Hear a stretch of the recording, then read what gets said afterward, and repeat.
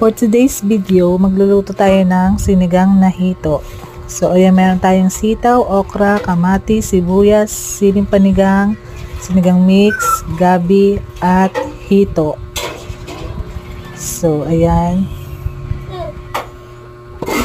Nilagay ko na yung gabi, sili, kamatis, sibuyas, at yung hito sa kaserola. So, ayan. Nilagyan ko na ng asin. At saka ng tubig. So, pakukuloyin muna natin yan. Tsaka nilagyan ko na ng pampalasa.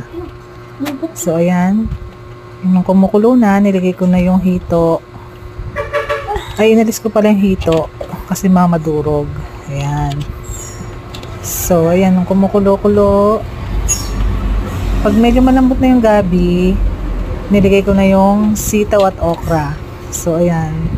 Hintay lang natin sila ulit lumambot. Pakukulong lang ulit natin yan. So, ayan. Kumukulo na.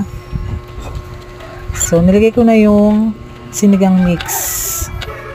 Ayan. Mekos-mekos. And then, nilagay ko na ulit yung hito. And then, pakukulong lang natin yan ng konti. And then, okay na. So, ayan. Diba? Meron tayong masarap na sabaw. Bagay na bagay ngayong tag-ulan. Tcharan! Meron tayong sinigang na hito.